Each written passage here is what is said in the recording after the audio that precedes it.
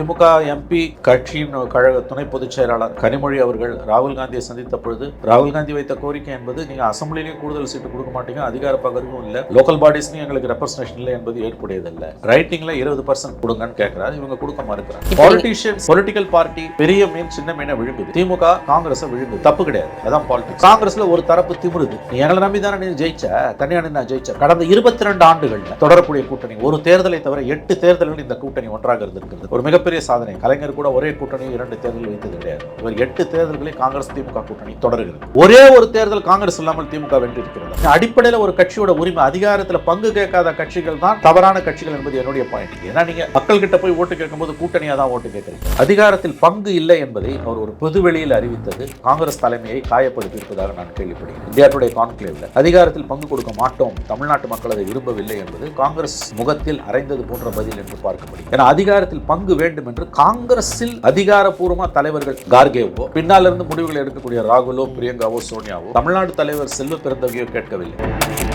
தமிழக காங்கிரஸிலிருந்து எம்பியாக இருக்கக்கூடியவர் கூட அதை தொடர்ந்து பேசுகிற இந்த கூட்டணி குறித்தும் பொழுது தலைமை எதையுமே சொல்லலை. அப்போ தலைமை இதன் ஒப்புதலோடு தான் பேசுகிறார் அப்படின்னு நீங்களும் நிறைய இடங்கள் அதை சுட்டி காட்டீங்க. ஆனால் தமிழக காங்கிரஸ் தலைவர் செல்வ பெருந்தகை அதற்கான கண்டனத்தை தெரிவிச்சிருக்கிறார். இந்த நகர்வை எப்படி சொல்லுவாங்க? சொந்தத்து செலவில் காங்கிரஸ் தலையில் மண் அள்ளி போட்டு ஏதாவது ஒரு முடிவு எடுக்கும். எப்படி மாநிலம் தாக்குவது ஒரு எம்பி அவர் சொந்த கருத்துன்னு பேசுறதுக்கு 24 மணி நேரம் பற்றி சொல்றது என்ன? செல்வ பெருந்தகை உடனடியாக ரியாக்ட் பண்ணிருக்கணும். உடனே ரியாக்ட் பண்ணிருக்கணும். திமுகவின் நலன் சார்ந்து மட்டுமே பெரும்பாலான பத்திரிகையாளர்கள் இந்த பிரச்சனையை பார்க்குறாங்க. அப்புறம் திமுக காங்கிரஸ் கூட்டணியை காப்பாற்றுறது தங்களுடைய தெய்வீக கடமை அப்படின்னு நினைக்கிறாங்க. நான்சென்ஸ். அதெல்லாம் உன் வேலை கிடையாது. அது கூட்டணி உடஞ்சாலும் உடையாட்டியும் அது உன் வேலை கிடையாது. உன் வேலை வந்து கமெண்ட் பண்றது மட்டும்தான், மக்களிடம் கருத்துக்களை கொண்டு பேசியிருப்பது.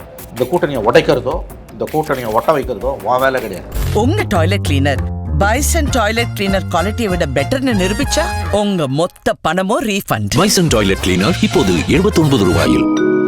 அரண்நாடு நேயர்களுக்கு அன்பு வணக்கம். இன்று நம்மோடு இணைந்திருப்பவர் மூத்த பத்திரிகையாளர் திரு மணி அவர்கள். சார் வணக்கம் சார். திமுக காங்கிரஸ் கூட்டணி முறிகிறதா? திமுகவிடமிருந்து காங்கிரஸ் எதிர்பார்ப்பது என்ன? ஆட்சி அதிகாரத்தில் பங்கு, அதிக அளவிலான சீட், இரண்டுமே ஒன்றை நோக்கி பயணிக்கிற ஒரு வார்த்தையாக தான் பார்க்க முடிகிறது. மேலிடம் அமைதியாக இருந்தாலும் இங்கே இருக்கக்கூடிய நிர்வாகிகள் எம்பிக்கள் பேசக்கூடிய பேச்சு தற்பொழுது இணையத்தில் பயங்கரமாக பேசப்படக்கூடிய ஒரு பொருளாக மாறி இருக்கிறது. நீங்கள் என்ன நினைக்கிறீங்க சார்? காங்கிரஸ் வெளியேறும் நினைக்கிறீங்க? முறிகிறதா என்று எனக்கு தெரியவில்லை. இந்த கட்டத்திலும் முறியாது என்று நான் நம்புகிறேன். ஆங்கிலத்தில் சொல்கிறதுனா stakes are very high for both sides. 2 பேருக்கும், திமுக காங்கிரஸ் 2 பேருக்கும் பாதியது அதிகம். இந்த கூட்டணி உடைந்தால் 2 பேருக்கும் நஷ்டம் இருக்கும். குறிப்பாக அசம்பிளி எலெக்ஷன்றதுனால திமுகவுக்கு நஷ்டம் கண்டிப்பாக இருக்கும். நீங்கள் இன்னொன்று கேட்டீங்க உங்கள் கேள்வியில் வந்து மேலிட அமைதியாக இருந்தாலும் இங்கே இருக்காங்க பேசுகிறாங்க. தவறான பார்வை. மேலிடத்தோட மறைமுக அனுமதியோடு தான் மாணிக்கம் தாக்கூர், பிரவீன் சக்கரவர்த்தி, சொடாங்கர்லாம் பேசிகிட்டு இருக்காங்க. மேலிடத்தோட அனுமதி இல்லாமல் நேற்றுக்கு தீர்மானமே நிறைவேற்றிருக்க மாட்டாங்க. கூட்டணி பற்றி யாரும் பேசக்கூடாதுன்னு சொன்ன பிறகு ஒரு எம்பி மதுரையில் மதுரை கிழக்கோ மேற்கோ மதுரை ஒரு ஒட்டுமொத்த மதுரையில் ஒரு பகுதி மதுரை மாவட்ட நிர்வாகிகள் தீர்மானம் நிறைவேற்றுறாங்க, எங்களுக்கு அதிகாரத்தில் பங்கு வேணும். இன்றைக்கு அவசர அழைப்பில் செல்வ பெருந்தகை டெல்லி வருகிறார், நீங்கள் கேள்விப்பட்டிருப்பீர்கள். ஆகவே இன்றைய காலகட்டம் என்பது காங்கிரஸ் கட்சியை பொறுத்தவரையில் அவர்கள் அதிகாரத்தில் பங்கு வேண்டும் என்பதை ஒரு முக்கியமான கோரிக்கையாக இன்று வைக்க ஆரம்பித்திருக்கிறார்கள். இது சரி தப்புலாம் நம்ம பேச முடியாது. பெரும்பாலான பத்திரிகையாளர்கள் திமுக காங்கிரஸ் கூட்டணியை பாதுகாப்பதும் போற்றுவதும் அதை பிழைக்க வைப்பதும் தங்களுடைய ஜென்ம சாபல்யம் என்று நினைத்து கொண்டு பேசுகிறார்கள். இது ஒரு அருவருப்பாக இருக்கிறது. உன் வேலை அது கிடையாது. இந்த அலையன்ஸ் உடையதோ தொடருதோ அதுக்கு 2 கட்சிகளும் கவலைப்பட வேண்டிய விஷயம். மீடியாவோட வேலை இந்த அலையன்ஸை காப்பாற்றுறதோ உடைக்கிறதோ 2 கிடையாது. திமுக இல்லைன்னா காங்கிரஸ் காலியாகிடும், அழிஞ்சிடும், ஒன்றும் இல்லை, சுடுகாட்டுக்கு போகணும்லாம் பேசக்கூடிய நண்பர்களை பார்த்து நான் கேட்பது, திமுக இல்லைன்னா காங்கிரஸ் சுடுகாட்டுக்கு போகும்னா காங்கிரஸ் இல்லைன்னா திமுக எங்கே போகும்? உண்மையிலேயே திமுக இல்லைன்னா காங்கிரஸ் சுடுகாட்டுக்கு தான் போகும்னா திமுக தலைவர் மு.க. ஸ்டாலின் அவர்கள் என்றைக்கோ காங்கிரஸை கழட்டி விட்டிருப்பார். காங்கிரஸ் இருப்பதால் தான் அவர்களுக்கு அந்த வெற்றி இலக்கை நோக்கி நகருவதற்கான கூடுதலாக தேவைப்படக்கூடிய அந்த 3-4% வாக்குகள் கிடைக்குது. திமுகவுக்கு 31% 32% ஓட்டுன்னு வச்சுக்கோங்க. காங்கிரஸ் கிட்ட இருக்க 3-4% கூட்டி தான் 35-36 வருது. 35 தான் pass mark. Very simple. DMK இல்லைன்னா காங்கிரஸ் சைபர், காங்கிரஸ் இல்லைன்னா திமுக 60-70 சீட்டு ஜெயிக்கும், அவ்வளோதான். அப்போ பாதியது யாருக்கு அதிகம்? காங்கிரஸுக்கு அதிகாரம் போய் அடுத்த மார்ச் வந்ததுன்னா 60 ஆண்டுகள் முடியுது, வைர விழா. 1967 மார்ச்சில் ஆட்சி இழந்த காங்கிரஸ், இந்தியாவிலே சுதந்திரத்துக்கு பிறகு முதல் மாநிலமாக கட்சி ஆட்சி இழந்த காங்கிரஸ், இன்னும் 60 ஆண்டுகளுக்கு ஆட்சிக்கு வர வாய்ப்பே இல்லாத ஒரு மாநிலம் தமிழ்நாடு. அடுத்த ஆண்டு அவர்கள் வைர விழாவை கொண்டாடப் போகிறார்கள். அவர்களுக்கு இழப்பதற்கு ஒன்றும் இல்லை. ஆனால் திராவிட மாடலுக்கு 2வது ஆட்சி இருக்கிறது. அப்போ யாருக்கு பாத்தியது அதிகம்? உங்களுக்கு தான் பாத்தியது அதிகம். ஆகவே எல்லா பழியும் தூக்கி காங்கிரஸ் மேலே போடுறது என்பது ஏற்புடையதல்ல. நான் முதல்ல இந்த பிரச்சனை வந்து ஒரு தேநீர் கோப்பைக்குள் இருக்கக்கூடிய புயல், ஸ்டாம் இன் டீ கப்னு தான் நினச்சேன். பட் என்னுடைய கணிப்பு தவறு என்று நான் இன்று உணர்கிறேன். காங்கிரஸ் தலைமை அதிகாரத்தில் பங்கு என்பதில் மிக முக்கியமாக இருக்கிறது. அதைவிட முக்கியமாக அவர்கள் கருதுவது, எனக்கு கிடைத்த தகவல், உள்ளாட்சி அமைப்புகளில் திமுக காங்கிரஸை உள்ளே வைத்து அழித்தது. புது கவர்மெண்ட் 2021 ஸ்டாலின் கவர்மெண்ட் வந்த பிறகு நடைபெற்ற உள்ளாட்சி தேர்தல்களில் காங்கிரஸ் மட்டும் இல்லைங்க, எல்லா தோழமை கட்சிகளுமே வந்து திமுகவால் வஞ்சிக்கப்பட்டார்கள். உங்களுக்கு தெரியும், வாய்மொழியாக ஏற்பட்ட ஒப்பந்தத்தின்படி செயல்படாமல் பல இடங்களில் திமுக காரர்கள் கூட்டணி கட்சிகளை மீறி போட்டியிட்டு வெற்றி பெற்றார்கள். அவர்களை ராஜினாமா செய்ய சொல்லி முதலமைச்சர் திமுக தலைவர் உத்தரவிட்டும் அவர்கள் கேட்கவில்லை. உங்களுக்கு தெரியும், ஒரு கட்டத்தில் ஸ்டாலின் அவர்கள் நான் வெட்டி தலை குனிகிறேன்னார். ஏன்னா அவருடைய உத்தரவை அவர்கள் கட்சிக்காரர்கள் மீறினார்கள். இது ஒரு பெரிய சிக்கல். இன்னைக்கு காங்கிரஸுக்கு அசம்பிளியில் 20 சீட்டு 30 சீட்டு கூட அதிகாரத்தில் பங்கு என்பதை தாண்டி உள்ளாட்சி அமைப்புகளில் காங்கிரஸுக்கு போதிய பிரதிநிதித்துவம் வேண்டும் என்று ராகுல் காந்தி வலியுறுத்துகிறார். திமுக எம்பி கட்சியின் கழக துணை பொதுச் செயலாளர் கனிமொழி அவர்கள் ராகுல் காந்தியை சந்தித்த பொழுது ராகுல் காந்தி வைத்த கோரிக்கை என்பது, நீங்கள் அசம்பிளிலையும் கூடுதல் சீட்டு கொடுக்க மாட்டீங்க, அதிகார பகிர்வும் இல்லை, லோக்கல் பாடிஸ்லையும் எங்களுக்கு ரெப்ரசன்டேஷன் இல்லை என்பது ஏற்புடையதில்லை. ரைட்டிங்கில் 20% கொடுங்கன்னு கேட்குறாரு, இவங்க கொடுக்க மறுக்கிறாங்க. இது காங்கிரஸ் மட்டும் இல்லை, நீங்கள் விசிகா கம்யூனிஸ்ட்டுகள் தனிப்பட்ட முறையில் பேசுனீங்கன்னா எல்லோருமே வந்து உள்ளாட்சி அமைப்புகள் தான் ஜனநாயகத்தோட ஆணிவேர். அங்கே வந்து உங்களுக்கு வந்து பஞ்சாயத்தில், நகரசபை கூட்டங்களில், நகரமன்றங்களில், மாநகராட்சிகளில் எல்லா இடத்துலையுமே காங்கிரஸை வச்சு செய்கிறாங்க திமுக. காங்கிரஸை மட்டும் இல்லை, கூட்டணி கட்சிகளையும். பிஜேபி காங்கிரஸை வெளியிலேருந்து அழிக்குது, திமுக உள்ளேருந்து அழிக்குது, அவ்வளோதான். ராகுல் காந்தி அவர்கள் கனிமொழியிடம் கிளப்பிய பிரச்சனை என்பது, நீங்கள் போதிய பிரதிநிதித்துவத்தை தாருங்கள் என்பதுதான். அவர்கள் கொடுக்க மறுக்கிறார்கள். அதனால தான் மாணிக்கம் தாக்கூர் திரும்ப திரும்ப பேசுகிறார். ராகுல் காந்தியின் மறைமுக ஆசீர்வாதத்தின்படி தான் மாணிக்கம் தாக்கூர் பேசுகிறார் என்பது எல்லோருக்கும் தெரிந்த விஷயம். ஓகே சார், இப்போ இந்த இடத்துல நீங்கள் கூறியது போல் இங்கே இருக்கக்கூடிய ஒரு மாநில கட்சிகளாக இருக்கக்கூடியவர்கள் திமுகவிட தன்னுடைய அதிகார பகிர்வுங்கிறது நீங்கள் ஒரு கீழே ஒரு லோக்கல் ஒரு பஞ்சாயத்து அளவுலேருந்து அவங்களுக்கு கிடைக்கணும் அப்படின்னு நினைக்கிறது ஓகே சார். ஒரு தேசிய கட்சி இந்த அளவிற்கான ஒரு விஷயம் கிடைக்கணும்னு ஒரு திமுகவிடம் மன்றாடும் பொழுது அவர்கள் அதை ஃபோக்கஸ் பண்ணுவாங்களா, இல்லை தேசிய கட்சியாக அவர்கள் மற்ற மாநிலங்களில் சரிந்த கதைகள் பல இருக்கிறது, அதை மனதில் வைத்துக்கொண்டு அது வேணாம் அப்படின்னும் 2029 தேர்தலை நோக்கி நகர்வார்களா? இல்லைங்க, 29 தேர்தலுக்காக இது உள்ளாட்சி அமைப்புகளோட பிரதிநிதித்துவம் காம்ப்ரமைஸ் பண்ண வேண்டும் என்ற அவசியமே கிடையாது. நீங்கள் உள்ளே வச்சு அழிக்கிறீங்க காங்கிரஸை. நீங்கள் மற்ற மாநிலங்களில் இருந்த மாதிரி இங்கே இப்போ என்ன பிரச்சனைனா, மற்ற மாநிலங்கள்லையும் உள்ளாட்சி அமைப்புகளில் காங்கிரஸ் ஒன்றுமே இல்லாத போனதோட விளைவு தான் இன்றைக்கி வந்து ஒன்றுமே இல்லாமல் நடுத்தருவில் நிற்குது. எங்களுக்கு பார்லிமெண்ட்டில் 10 எம்பி கொடுங்க, அசம்பிளியில் நாங்கள் 25-20 ஆக்குவோம், லோக்கல் பாடிஸில் அது கூட கிடையாதுன்னு போது கண்ணை விட்டு சித்திரம் வாங்குகிற கதை அது. ஆகவே பார்லிமெண்ட்டில் நாங்கள் 10 சீட்டை இந்த போக்கில் போச்சுன்னா சத்தியமாக 29 காங்கிரஸை திமுக சுமக்காது. அப்படியே கொடுத்தாலும் 10 சீட்டு கொடுக்க மாட்டாங்க, 5 சீட்டு கொடுத்து 4 சீட்டை தோக்கடிப்பாங்க. ஆக இந்த சந்தேகங்கள்லாம் அவர்களுக்கு எழுந்து கொண்டிருக்கிறது, காங்கிரஸுக்கு எழுந்து கொண்டிருக்கிறது. இதை தயவு செய்து நீங்கள் நினைவில் வைத்துக் கொள்ளுங்கள். இதில் வந்து சரி தப்புன்னு எதுவுமே கிடையாது நந்தா. பாலிட்டிஷியன்ஸ், பொலிட்டிக்கல் பார்ட்டி பெரிய மீன் சின்ன மீனை விழுங்குது, திமுக காங்கிரஸை விழுங்குது, தப்பு கிடையாது, அதான் பாலிடிக்ஸ். காங்கிரஸில் ஒரு தரப்பு திமிருது, நீ எங்களை நம்பி தானே நீ ஜெயிச்ச, தனியாக நான் ஜெயிச்ச. கடந்த 22 ஆண்டுகளில் தொடரக்கூடிய கூட்டணி, ஒரு தேர்தலை தவிர 8 தேர்தல்கள் இந்த கூட்டணி ஒன்றாக இருந்திருக்கிறது. 4 சட்டமன்ற தேர்தல்கள், 4 மக்களவைத் தேர்தல்கள், 8 தேர்தல்களில் இந்த கூட்டணி ஒன்றாக பயணித்திருக்கிறது. ஒரு மிகப்பெரிய சாதனை. கலைஞர் கூட ஒரே கூட்டணியை 2 தேர்தல் வைத்தது கிடையாது. இவர் 8 தேர்தல்களில் காங்கிரஸ் திமுக கூட்டணி தொடர்கிறது. ஒரே ஒரு தேர்தல் காங்கிரஸ் இல்லாமல் திமுக வென்று இருக்கிறதா? கிடையாது.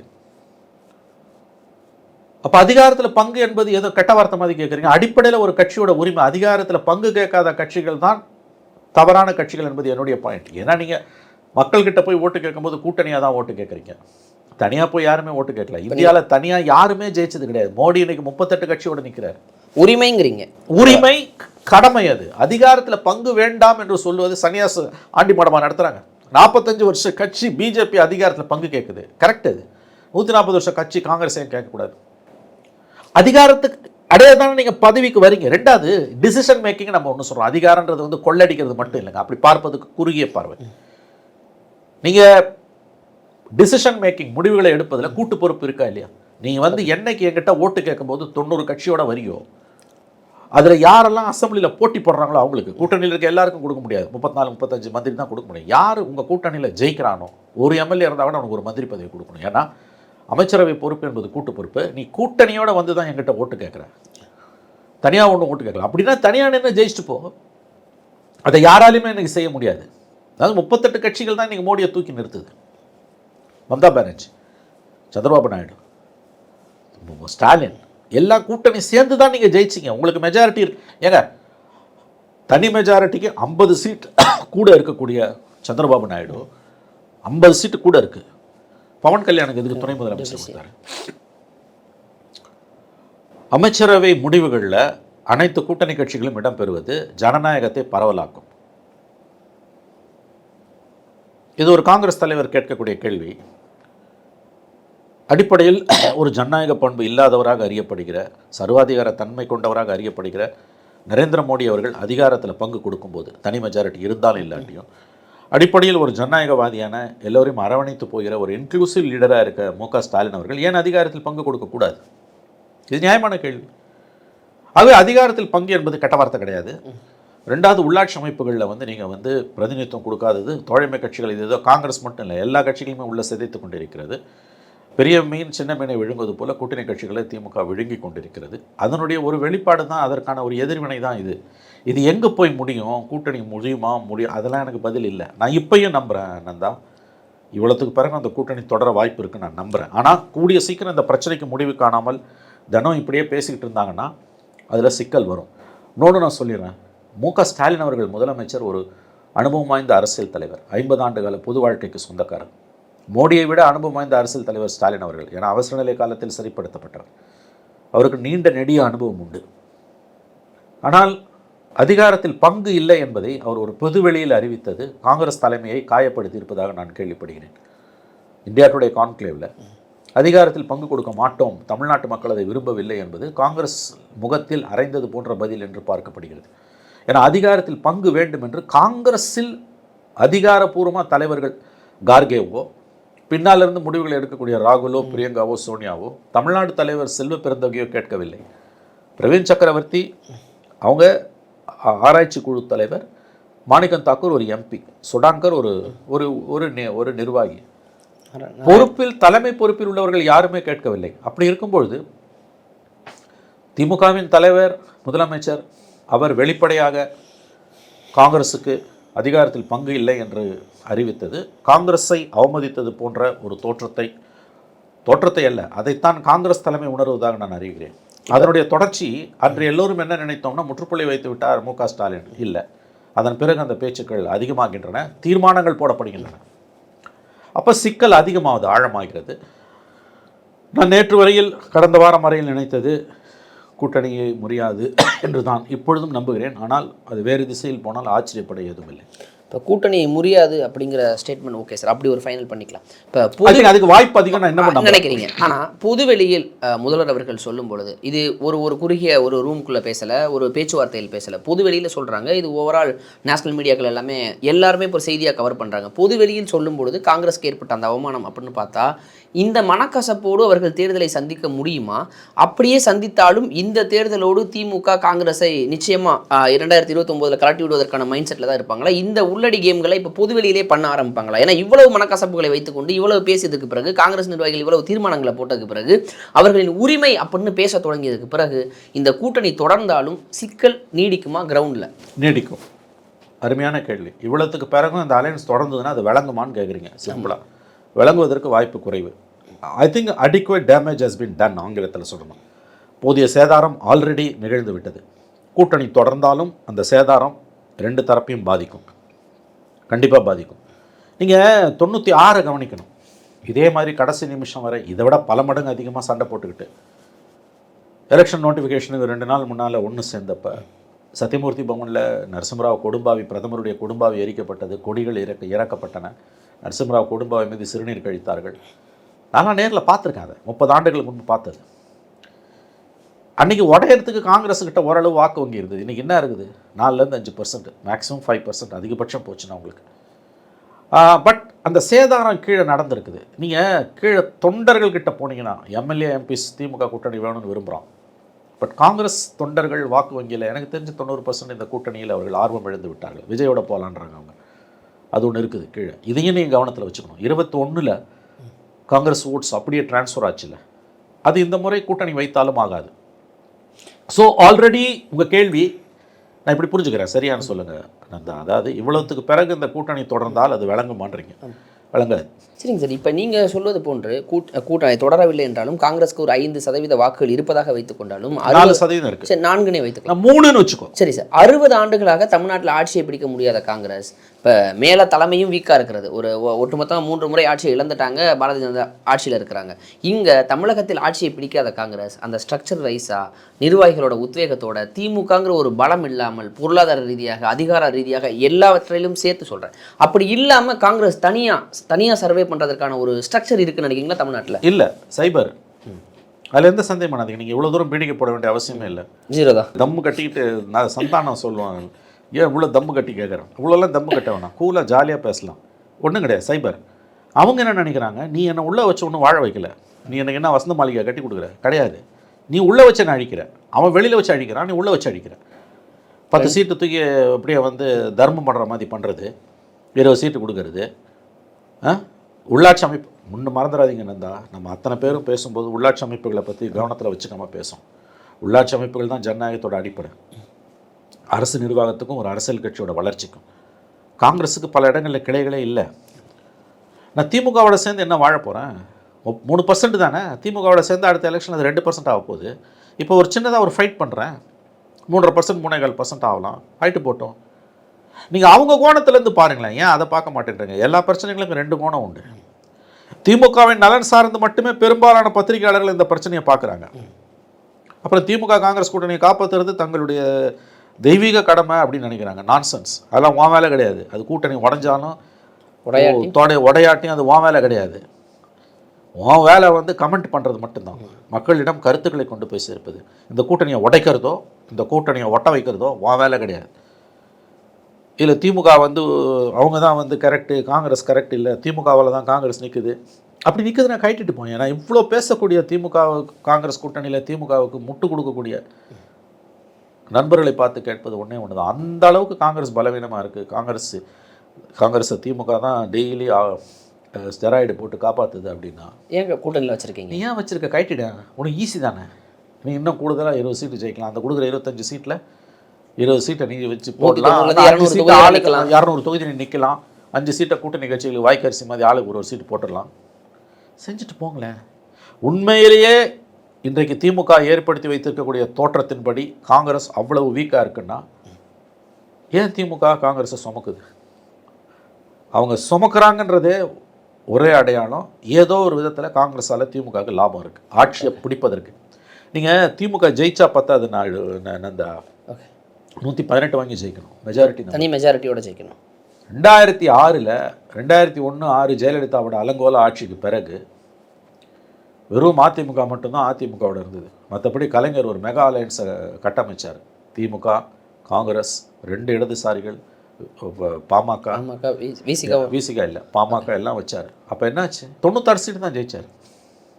118 வாங்க முடியல. மைனாரிட்டி கவர்மெண்ட் அது கடைசி வரைக்கும். வார்த்தைக்கு வார்த்தை ஜெயலலிதா மைனாரிட்டி கவர்மெண்ட் தாங்க. 36 காங்கிரஸும் 18 பாமக வந்து வெளியிலேருந்து காப்பாற்றுச்சு. நீங்கள் 10 வருஷம் அதிகாரத்துக்கு பிறகு 2021 வரும்போது கூட வந்து முதல் 4 மணி நேரம் ரிசல்ட் இழுபறியாச்சு. 4 முனை போட்டியில் திமுக அட்வான்டேஜுங்க, அதில் சந்தேகமே இல்லைங்க. பட் வாட் சார்ட் ஆஃப் அட்வான்டேஜ்னு ஒன்று இருக்குது. 118 வாங்கி நீ ஜெயிக்கணும், தனி மெஜாரிட்டியோடு வரணும். ஆமாங்க. இல்லைன்னா உங்களுக்கு என்னங்க? சரி சார், இப்போ வந்து 4, 5 இல்லை 4, நான் 3ன்னு வச்சுக்கொண்டேன். 1.5% தான் வந்து உங்களுக்கு வந்து மைனாரிட்டி. இது வந்து 2016 ஜெயலலிதா ஆட்சியை பிடிச்சாங்க. மக்கள் நல கூட்டணி உடைச்ச 1.5% தான் ஆட்சியை பிடிச்சாங்க. அப்போ 3%னா, அதாவது திமுக வந்து ஒரு பவர்ஃபுல் பொலிட்டிக்கல் பார்ட்டி, தேர் பொலிட்டிக்கல் அனிமல்ஸ். இன்றைக்கி அகில இந்திய அளவில் வந்து மிக வலுவான ஒரு கட்டமைப்பு கொண்ட நிர்வாக கட்டமைப்பு, வாக்கு வங்கி கட்டமைப்பு, மீடியா பலம், இதெல்லாம் கொண்ட ஒரே கட்சி திமுக.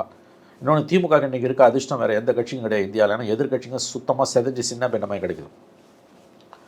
நெரேட்டிவை திமுக செட் பண்ணுற மாதிரி வேறு யாராலையும் செட் பண்ண முடியல. ஸ்டாலினுடைய எதிரிகள் எல்லாருமே பலவீனமானவர்கள், கலைஞருடைய எதிரிகள் எல்லாருமே மிக மிக பலசாலிகள். கலைஞரை மாதிரி ஒரு தலைவரை பார்க்கவே முடியாது. ஏன்னு கேட்டிங்கன்னா அவர் சந்தித்த எதிரிகள் வந்து வரலாற்று நாயகர்கள். நேரு, இந்திரா காந்தி, ராஜீவ்காந்தி, எம்ஜிஆர், ஜெயலலிதா. யோசிச்சு பாருங்கள், எல்லாம் எவ்வளோ பெரிய பர்சனாலிட்டிஸ். அந்த ஒத்த தென்னை மரம் அத்தனை பேரை சமாளிச்சது இல்லையா? கடைசி வெற்றி அவருக்கு தான் எப்பயுமே.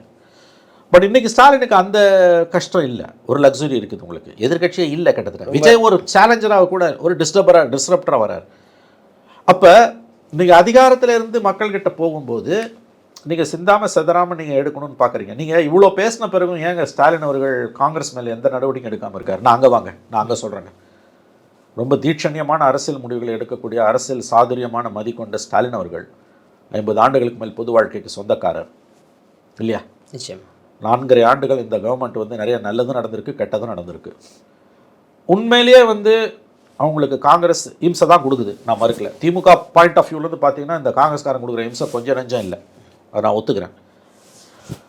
பட் பாலிடிக்ஸ்ன்றது art of possible. VP Singh சொல்லுவார், ஆர்ட் ஆஃப் பாசிபிள், இது சாத்தியமானதே செய்வது. அப்படி பார்க்கும்பொழுது உண்மையிலேயே காங்கிரஸால் உங்களுக்கு யாதொரு பலனும் இல்லை, அது வெறும் டிஸ்ரப்டர் தான், நிமிஷம் தான் கொடுக்குறாங்க. காங்கிரஸ் ஒரு நொடியில் கைட்டி திமுக கூட்டணியில் காங்கிரஸுக்கு இடமில்லை என்று ஒரு அறிவிப்பை வெளியிட்டு விட்டு போய்விடலாமே.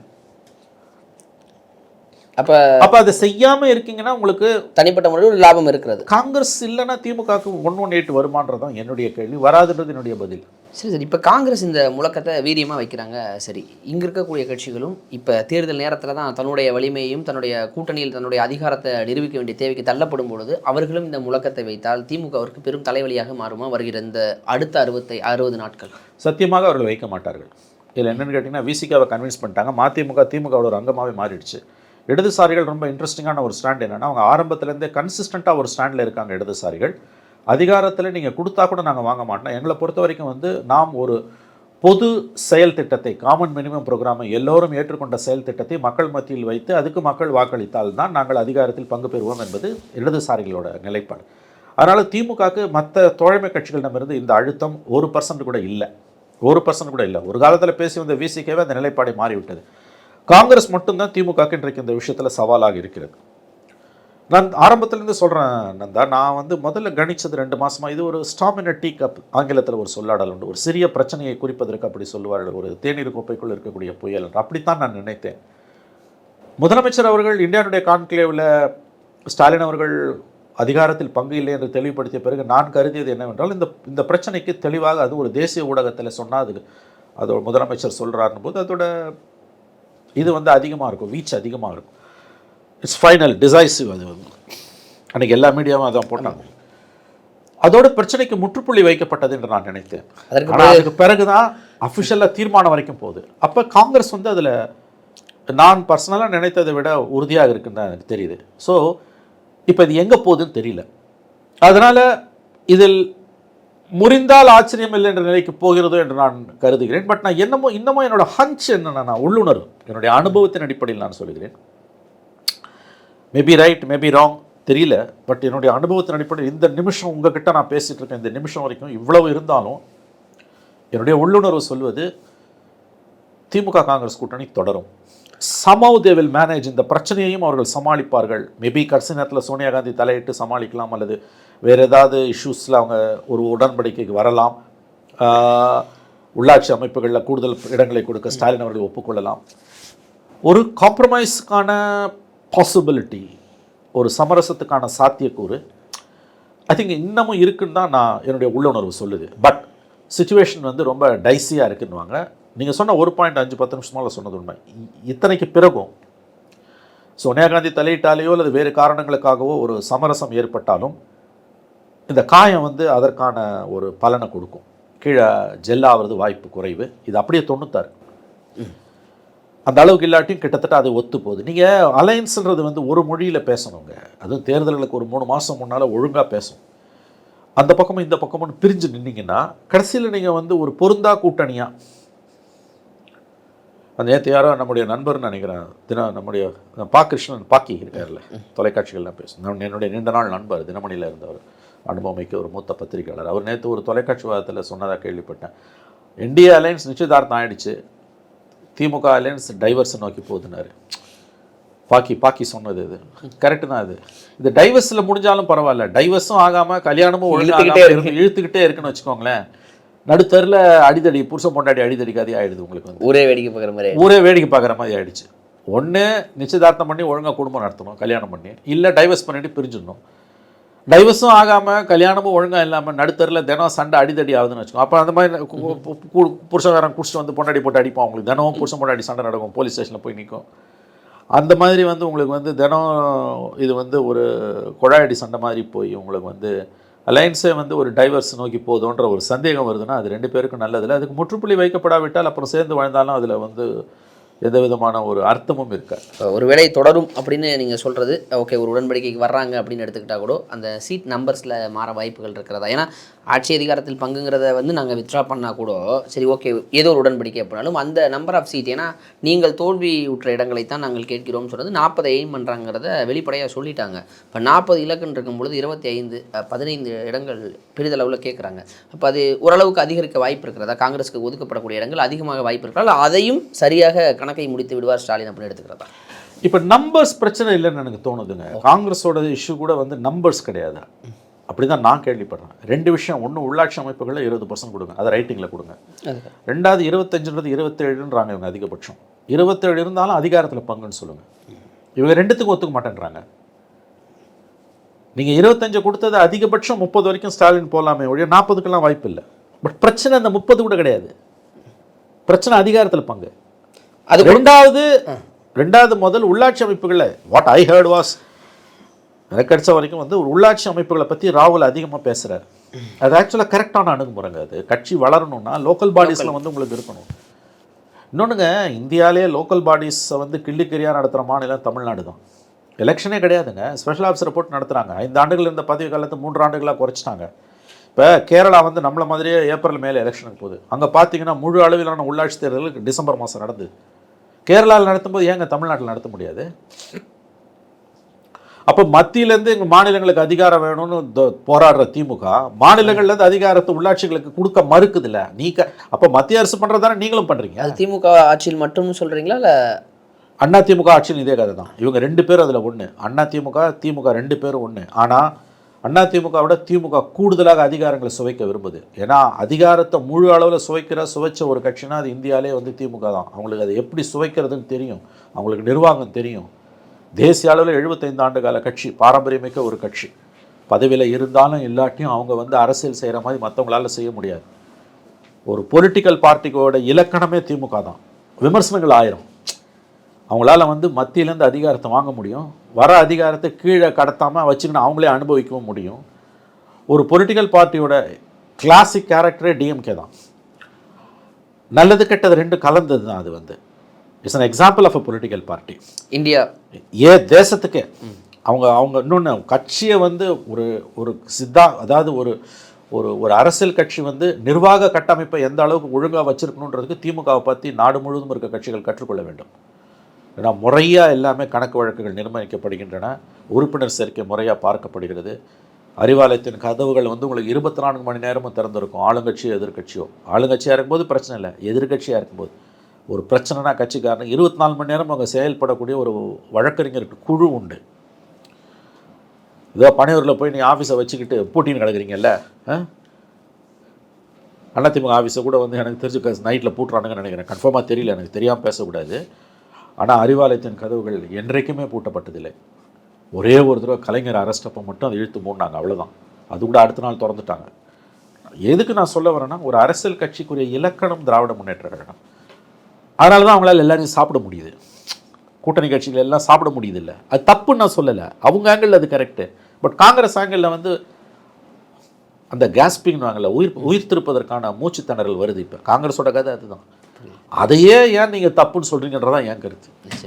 இப்போ தமிழக காங்கிரஸிலிருந்து எம்பியாக இருக்கக்கூடியவர் கூட அதை தொடர்ந்து பேசுகிற இந்த கூட்டணி குறித்துங்கும் பொழுது தலைமை எதையுமே சொல்லலை. இப்போ தலைமையின் ஒப்புதலோடு தான் பேசுகிறார் அப்படின்னு நீங்களும் நிறைய இடங்கள் அதை சுட்டி காட்டீங்க. நிச்சயமாக இருக்கும், மறைமுகமாக ஆதரவு இருக்கிறனால தான் பேசுகிறாருன்னு.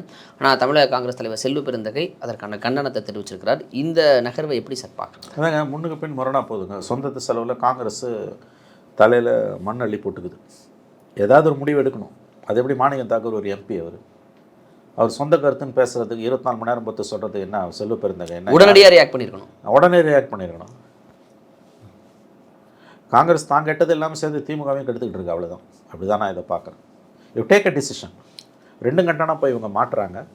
இவ்வளோ நடந்த பிறகும் ஸ்டாலின் அவர்கள் அதிகாரத்தில் பங்கு இல்லை என்று சொன்ன பிறகும் இந்த குரல்கள் எழும்புதுன்னா அது தலைமையோட ஆசீர்வாதம் இல்லாமல் எழும்பாது. அப்படித்தான் நான் அதை பார்க்கிறேன். நிச்சயமா சார். இப்போ அது தலைமையே மறுக்க சொல்கிறார்களா, பிள்ளையும் கிள்ளி விட்டு அவர்களை தொட்டிலே ஆட்டுகிறார்களா, அல்லது என்ன முடிவை நோக்கி போகிறதுன்னு தெரியல. ஆனால் குறுகிய காலத்தில் எடுக்க வேண்டிய நிலைமைக்கு தள்ளப்பட்டிருக்கிறார்கள். பொறுத்திருந்து பார்ப்போம் சார். நீங்கள் கூறுவதை போல் இந்த கூட்டணி தொடர்கிறதா முறிகிறதானாலும் எதுனாலும் சேதாரம் உண்டு அப்படிங்கிற ஒரு வார்த்தையை தொடர்ந்தாலும் சேதாரம் உண்டு. நிச்சயமா சார். பொறுத்திருந்து பார்ப்போம் சார். நேரம் கொடுத்ததுக்கு நன்றி சார்.